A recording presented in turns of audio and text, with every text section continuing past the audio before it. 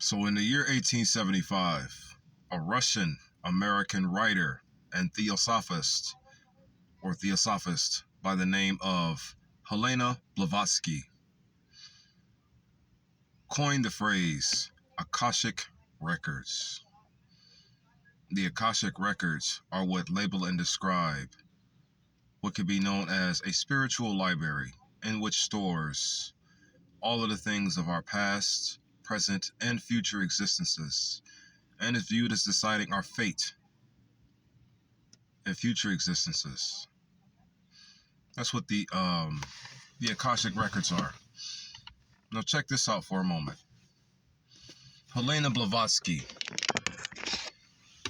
what she did, the word known as, or the Sanskrit word known as Akasha, is where Helena Blavatsky essentially stole or, if you would consider it, was inspired by the Sanskrit word to apply to her word, or she just, I don't want to say stole, but from the looks of it, it seems like that's exactly what she did. She stole the word she stole the Sanskrit word and changed it to Akashic Records. Now, in Sanskrit, the word Akasha means ether or sky.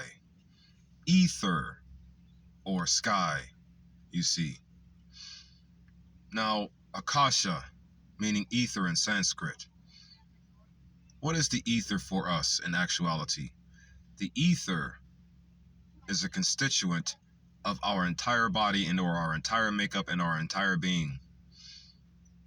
It is what helps our government, our true government, the life force, give us our abilities to function. It's what ether is in the ethereal body. But another beautiful thing about ether is this, though. If you want to look at it from this perspective, as you can, because at the end of the day, it's just 4 root personality behaviors, 4 fundamental personal behaviors. That's what they are. Ether, according to a philosopher by the name of Dipankar Baswar, he says the ethereal bodies and the astral bodies are what store our karmas. And then they store these karmas inside of this ethereal body or this astral bodies like a cloud computer. They store our karmas, right? What is karma? Karma, the sum of a person's actions in this and previous states of existences, viewed as deciding their fate in future existences, and destiny or fate, viewed as this viewed after the decisions, or viewed after the judgment of effect or cause, meaning like what something did or anything did will give you the ability to judge where this person's destiny will end up. You want to know why that's possible? Because good things can only get better, balanced things can only stay right, and evil things can only get worse, while quiescent things stay quiescent, you see. So, the ether, the ethereal realm, according to Dipankar Baswar, holds all of our karmas from our history, from all of the universes, and or all of the realities, and or all of the lives we have lived. That's what the ether does. The ether holds our karmic records. The ether holds our karmic records. And ether in Sanskrit is titled Akasha. So our karmic Akasha records, or our Akasha karmic records, hence the name Akashic Records, where Helena Blavatsky got it in 1875, you see. Is this a problem? In a sense, or in a way, it actually kind of is. Why? Because the word Akasha is Sanskrit for ether. The word Akashic Records is not. So the word Akasha, be that it is a constituent of our ether, or the word and or the meaning behind the word would connect us directly back to our foundational source or our universal source. The word should not have been changed, nor should the meaning have been changed at all. Unless Helena Blavatsky was just trying to keep count of all of the things that the so-called recessives were getting ready to do to we, over the years. Maybe that's a spiritual library she was keeping intact. All the things that they did, all the things that they've done, because it was her idea to take our word and change it to Akashic. It's only a problem. Or should I say, I only see the problem in her changing the name due to the unique meaning of words, or the unique ways we use words to reconnect us or keep us connected to our spiritual source and or our universal source and or our divine characteristical sources or divine characteristical source. Or long story short, now that I know exactly what I need to tell you all, the life force government source, life force supremacy. Words that we had, that we use, keep us connected to our life force government. That's what they did. And let's not forget, ether is an aspect of the sacral chakra, our subconscious mind, our physical subconscious mind, subconscious seed links. That's another store, or another way to store it as our karmas as well. I also did some more flyover research of the body's information. It turns out I was wrong and right about the astral realm being the first step into the first step into the four-dimensional thinking mind. The astral realm is of these capabilities. The first step into the four-dimensional thinking mind, or the sacral chakra, is the first step into the astral realm. I also did some extra research to see this truth, and it turns out I was wrong and right. Because what was I wrong about or right about? I was saying that the four-dimensional thinking mind is the first step into the ethereal thinking mind. That's what I was saying, or at least I switched it up. Because at first I was saying the first step into the first step into the next thinking mind, or the cosmic thinking mind, or the better thinking mind, would be labeled and described as the ethereal realm. I switched it from astral to ethereal because I looked at the information again, or I just went off of what I was sensing. I stopped going off of the information for a moment and started going off of what I was truly personally sensing. But then there's the old saying, lean not to your own understanding, huh? Well, all I have is my own understanding in this fight here. That's all I got. All I got in this fight is what God tells me not to do, unfortunately. This world is ran by a force that says you can do this, but then stops you from doing it. But then tells you not to stop doing it while stopping you from doing it. Whatever you want, the setup here, the infrastructure of this world doesn't want you to have. Whatever you don't want, the setup of this infrastructure wants you to have. You want peace, which is freedom from disturbance? Well, they're going to keep disturbing you all day. You want love, which is your natural state as a human being? Well, they're going to make you hate everything all day. You want unification or balanced integrity? Well, they're going to make you imbalanced and immoral, stupid and ignorant, or stupid and evil. Real stupid and fake evil. The opposite of being real stupid and fake evil is balanced integrity. Unity. In the field. And your natural self wants to advance in life all the time. So they choose to slow you down. Or stop you. Murder you in the hundreds every week almost. And they want us to cry about the 67 that you caused a plane crash for thereof. Moving forward.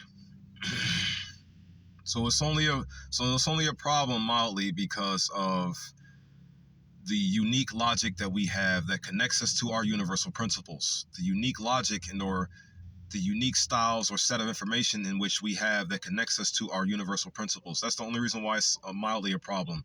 Other than that, don't touch it. Just leave it. Just turn it back to normal. Or we don't need to really worry about it too much, being what it's called now.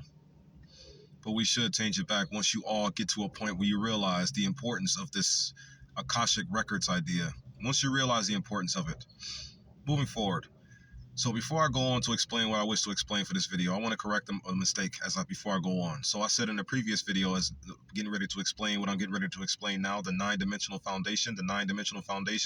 In the previous video, I said the electromagnetic force or the electron energy is what gives us our abilities to be here. That's what I was saying.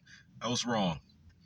I'm going to correct the mistake now. It's the balance energy which draws from the life force energy and switches this invasive dark photon energy into reality, or which you will label and describe as the weak nuclear force. So in other words, it is the balance energy which takes what the negative energy meant for evil and turns it for good. Genesis 50:20. You see, the balance energy is what created our reality. The balance energy is what draws from the good energy, to use the negative energy which is invading its space right now to create the reality we are in, to create all the forms and all the stars and all the planets thereof. That's what the balance energy does. The balance energy creates. The balance energy is the creator. The negative energy is just in the way of the real source in which the balance energy is drawing from to create. The balance energy is drawing from the positive life force source to create. The balance energy. What is balance? Peace. Balance is peace. Think about it. The word peace defines as the freedom from disturbance, tranquility, freedom from wars, or a state or period where war has ended. That means nothing is disturbing your steady motion. Nothing is disturbing whatever steady motion you are in. And what is the word love literally defined as? A disposition to do good. So you are looking for a disposition to do good without disturbance, right? Yes. That's peace and love right there, or balance and love right there, or balance integrity right there. That's what that is. A disposition to do good without disturbance. That's balance integrity. A disposition to do good without disturbance. Or that's peace and love, or love and peace. A disposition to do good without disturbance. This is what the balance energy in which created my reality gave me at my root core. A disposition to do good without disturbance. That is my natural root core desire right there, due to the balance energy in which created my reality. It gave me a desire to have a disposition, to be on a disposition to do good, to be on a disposition to do good, on a disposition to do good without disturbance. That's all I want. Because that's all I want. My actual self. My actual self only wants to remain on top of a disposition to do good without disturbance as I am on it. That's all my actual self wants. All my actual self wants around you all is for things to be just right. You follow what I'm saying? The balance energy is what gives me my desire to have a disposition to do good without disturbance. I had to pause my phone for a moment. Want to know something that just happened? My battery. It's now bad. All of a sudden, out of nowhere. Every 2 weeks, there's something major that happens with this car of mine that prevents me from saving my money properly to getting out of this situation. Why not just buy a new car? Well, because the problems that happen with this one shut it down and make it a little bit harder to keep going to get my bag, so to speak, so I can stack my cash up and get a new car. That's what happens when every dealership you have taken it to within the past 4 years has sabotaged it. Well, I've had this car for 2 years. I've been in this state since 2018, and I've had 3 cars now since I've been out here, and all of them were sabotaged to death. No one cares moving forward. So, now, to complete the 9-dimensional foundational talk, the 9-dimensional foundation parable. I only desire a disposition to do good without disturbance. This is what peace and love, or balance integrity, desires of me, naturally, because the balance energy, or the neutron energy, or the nuclear strong force is what created this reality. Nuclear strong force, like the neuromuscular junction or the neuromuscular system, from source to body to create, or from source to the mediator to the physical. From the source to the mediator to the physical. The nine-dimensional foundation parable. What is it? First off, each specific number within the number 9 has a purpose to make this foundation right here more grounded, or more steady or sturdy to walk upon, you see. And the first 4 of the 9 are simply energies and or the fundamental four character traits of human behavior and interaction. The four fundamental human behavioral character traits are the first four things of this foundation right here. And they are as follows: the positive energy, the negative energy, the balanced energy, and the quiescent energy. Those are the first four things within the 9-dimensional hierarchy right there, or within the 9-dimensional foundation right there. The first four things: the positive energy, the negative energy, the balanced energy, and the quiescent energy. Those are the first four things. These are also inspired by, or just took some pieces of what is known as the gravitational force, the electromagnetic force, the strong nuclear force, and the weak nuclear force, also to adapt to this story to make it make more sense for a foundational ground to stand on. A 9-dimensional foundational ground to stand on. So those are the first four things, though: the positive energy, the negative energy, the balanced energy, and the quiescent energy. The space you are in. The space you are currently in right now, currently, at the moment in time. Those are the first four things. The fifth thing of this dimensional parable right here is the remnant of this, the first four things, when they became one, because the first four things have become one. Be more specific. First off, it was just the positive energy. And when it was just the positive energy, it started off as gravity, water, and light. But then the negative energy attacks the positive energy. Then the positive energy just becomes gravity. The water and light are now being sealed away, or being sealed from sight, by the negative gas and fire energy. Because according to this parable here, or according to the setup for this parable, the negative energy was originally just fire and gas, or a cloud of fire. And now, due to the concealing of the negative energy, the third fundamental behavioral principle was born: the balance energy, or the neutral energy, or the neuron energy. Then the neuron energy, just by through the reactions of what it is now, creates our reality, what is known as the weak nuclear force, or the space in which you are in. The first fundamental four is also inspired by the structure of an atom. The protons being the positive energy. You can use a whole lot of fundamental four things to label and describe this here 9-dimensional parable of minds. But see, the first four will bring you moral perfection. The first four dimensions will give you a chance to see moral perfection. But from there, you still have to rise up, because it's just a vision you see. It's just a way to see things. And what are you actually seeing? How you are versus how the fifth thing wants you to be. You see, it's the fundamental four things to go into before you even step into the rest of the 9-dimensional hierarchy, is how to see how you are truly all in one, meaning all of your personality traits, meaning the life force itself. The life force itself consists of four things: the positive energy, the negative energy, the balanced energy, and the quiescent energy, all in one. But then the fifth part of the story, the remnant of these four things seed that didn't necessarily blend in with the fabric of the universe as the balanced energy was creating it.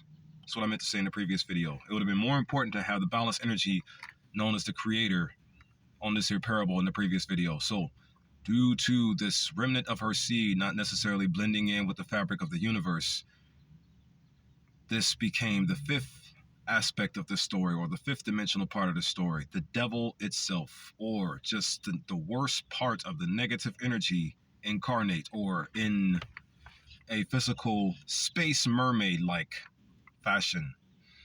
So yeah, the fifth part of the story is the space mermaid that was born from the mergence of the universe, because it decided not to merge with the universe. That piece of energy right there could have happened all across the galaxy, huh? We could have a lot of space mermaids, couldn't we? We can. But for this story right here, it is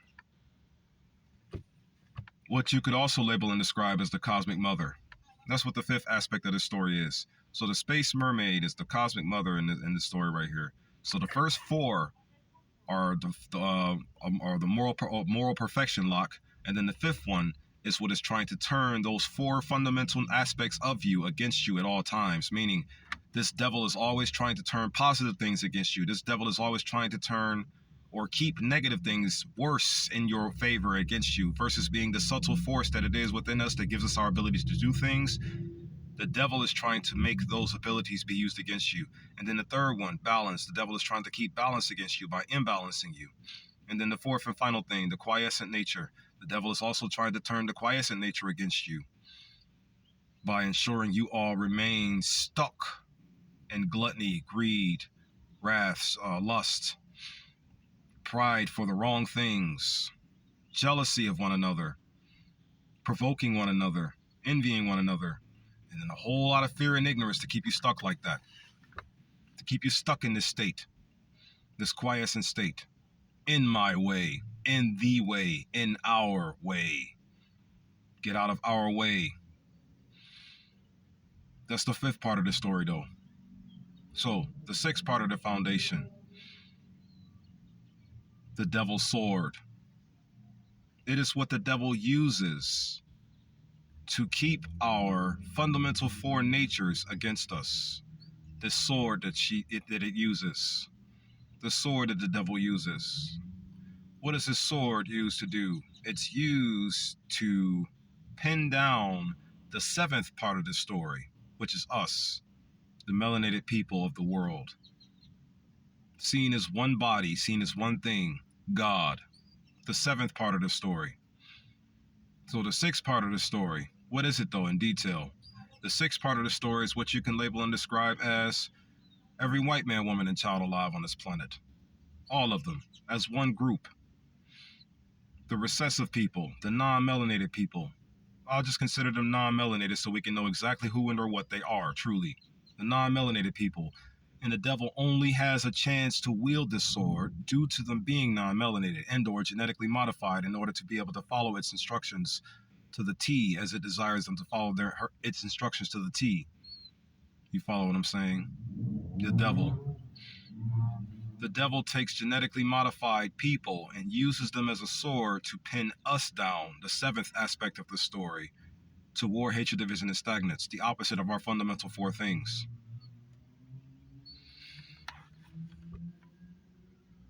Or in other words, to make it sound more precise, the devil, the fifth part of the story, uses every white man, every non-melanated individual alive, the sixth part of the story, to pin down every melanated man, woman, and child, regular man, woman, and child on this planet, to pin them down with that sword into the opposite of positivity, you see, the opposite or worse, negative. Thirdly, imbalance. And fourthly, stagnatism, you see. But then there's the eighth part of the story, the entrance or the reminder of the King of Kings characteristics, the reminder of who Yahweh Shai, Horus, Osiris, or a reminder of who your Jesus truly is.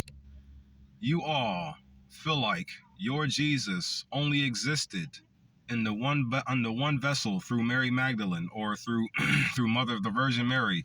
You think that's Christ's only appearance. So you're wrong.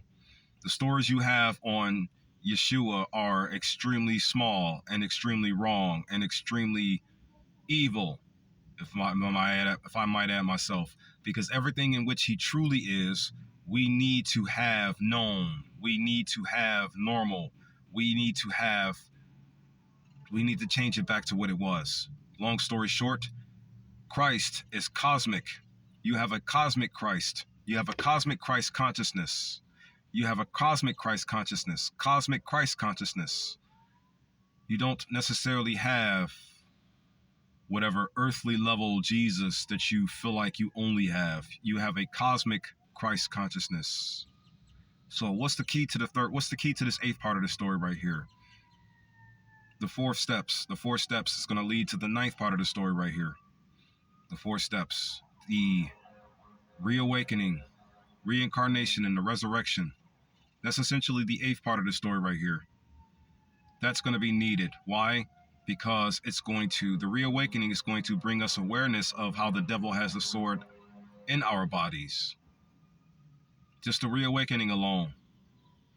And then it's going to bring balance to the mind, peace to the mind, by kicking the devil off of the sword that has the sword bored into the soul's body, the rest of my body, the rest of myself, or the seventh aspect of the story. So then, once the King of Kings, the first step still, kicks the devil off of the sword, pulls the devil out with all six hands, and sheathes it. And then the seventh aspect of this here story will fuse reincarnation with this here seventh aspect of the story to become the full 8 in which it so desperately deserves to be. We're not desperately, it was destined to become its most powerful self. Reincarnation, fusing and or accepting who the true King of Kings really is for you all. The sword is sheathed. The seventh part is now fused with the 8th part. Now we move on to the next. So, the resurrection. Here's where we begin to take a step out of the 8th one into the 9th aspect. The final fight. The final fight. The 9-dimensional part of the story.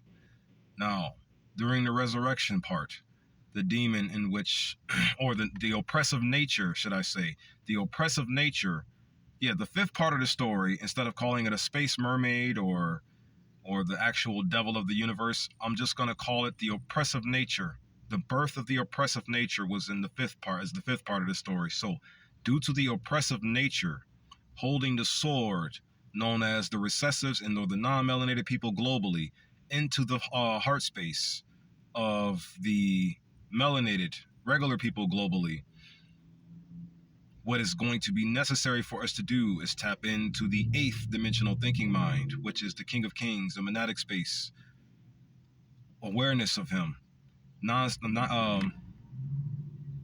Automatically, that love bomb effect in which the King of Kings has once you first gain awareness of who and what he truly is, or it truly is, the life force thereof, the cosmic life force.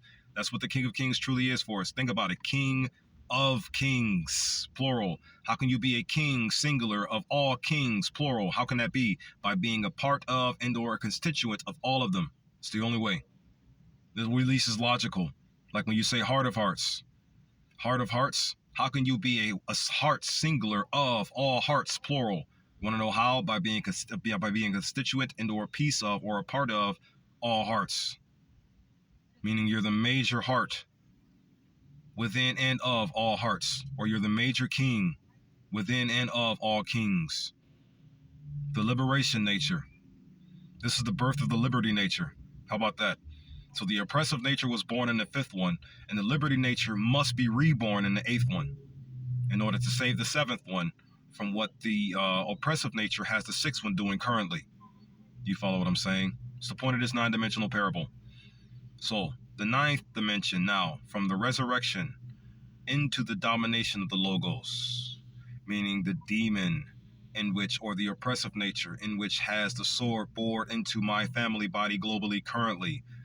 This entity will face us again once we fix everything that is causing us to destroy. When we have everything fixed in which it is causing us to ruin, it's going to come right back to put its evil and its wickedry and its nightmares back into we once again.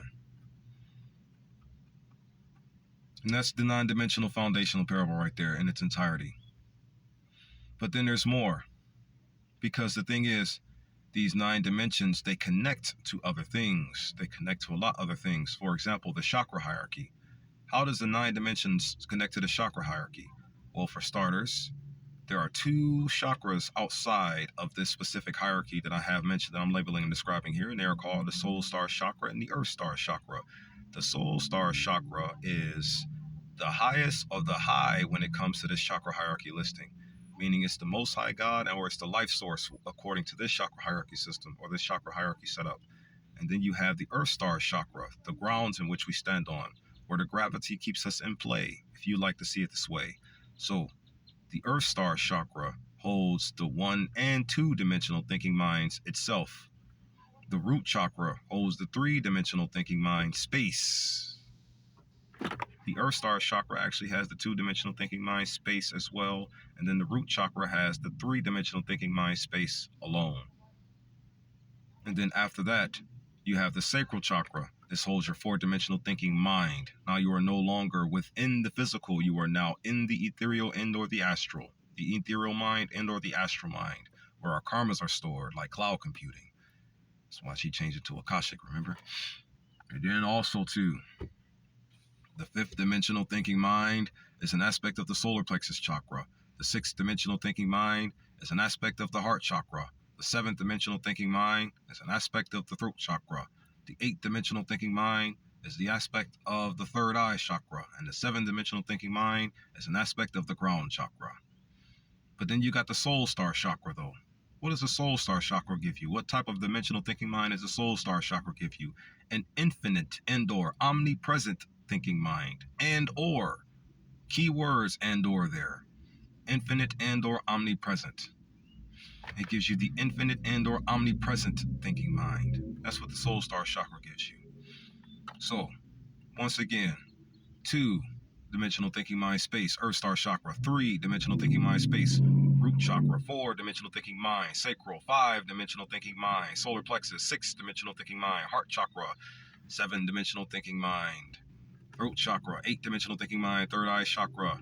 9-dimensional thinking mind, crown chakra. And infinite and or omnipresent dimensional thinking mind, the soul star chakra. Why is this important for you to know? Because the stronger your dimensional foundation is, the more you will be able to see properly. But you have to have it all in one. You have to have it all in one. Those first 4, the 5th, oppressive nature, desires to turn against us. The 7th one, by using the 6th one to bore into us. Where does she get the 6th one from though? Because let's not forget, all that this demon does is take everything that we are and turn it against us. It only desires to take our power and use our power against us. What is our power? First off, let's look at the literal meaning of the word power.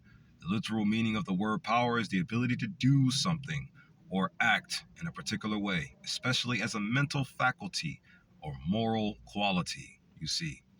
Mental is not in there, nor is the word moral in there, but faculty and or quality is. What are our mental and or moral qualities? What are our mental faculties or our moral qualities? What are our faculties and or our qualities? What are they? What is a quality? First off, a quality is the standard of something as measured against other things of a similar kind. And a standard is simply what something does. This is what this thing does, something positive. This is what this thing does, something balanced. This is what this thing does, something negative. This is what this thing does, something quiescent. The standard of something is measured against other things of a similar kind. Can you measure what the life force, nature, does according to what the oppressive force, nature, does? Can you measure them properly? Can you compare and contrast them as I can? To be honest with you, you'd have to tap into the infinite and or omnipresent thinking mind in order to truly see how to defeat this war, or how to truly see how to win in this war for our people. You'd have to step into that level of thinking in order to see truly thoroughly and how the moral grounds look. Standard of something. What are our mental and moral qualities? What are they? You want to know what they are? They are the energies that stem from the life force itself. This energy could also be labeled and described as quantum, or the measurements. Quantum is a measure word used to measure the source activity, or used to measure the activity in which stems from source, meaning the energy that comes from our absolute true most high God, in which mediates through our minds and then enters through in our physical bodies, which is also what the neuromuscular junction does, or the neuromuscular system. And also, when you look up the word ego, what it also labels and describes, in which it does. It mediates energy from our minds to our physical bodies. to God's energy. And let's never forget, God's energy ain't doing nothing to hurt you, or it ain't doing nothing to harm you. It's just giving you your abilities to function. All of your abilities, all of your powers to be here, in which the oppressive nature only desires to turn against you, or you against them, or them against you, and vice versa, you see. Many ways to do it. It's been here, it's this oppressive nature has been here attacking us since the dawn of us. So it knows all of the ways to get in and all the ways to hide itself to make it all seem like you're doing it. But in reality, you're innocent as the God or the life force constituent or the life force vessel that you truly are. You are only this life force. You are only the characteristics of this life force. You are only all the things this life force provides unto you. You are nothing of what the devil wants you to be at all. But the thing is, the devil will not stop keeping the veil over your faces. So you have to be what can be labeled and described as force fixed. This information is going to force fix you all. And once it does so, I live amongst you in peace, as I always so destined to do. What is another fast way to label and describe your or connection to your omnipresence, infinite thinking mind? What's another way to describe that? Your omnipresence dimensional thinking mind, or dimension thinking mind, or your infinite dimensional thinking mind. What's another way to label and describe that? What's a few words? Words like quantum ego instinct can be used to label and describe how to tap in to your supreme consciousness, or your life force consciousness, or your cosmic Christ consciousness. You follow what I'm saying? Many things you can call it. Don't forget, it's all in one. The quantum ego instinct. When you look up what the word quantum actually means, here, let's break this down finally. The word quantum is a unit quantity of acetylcholine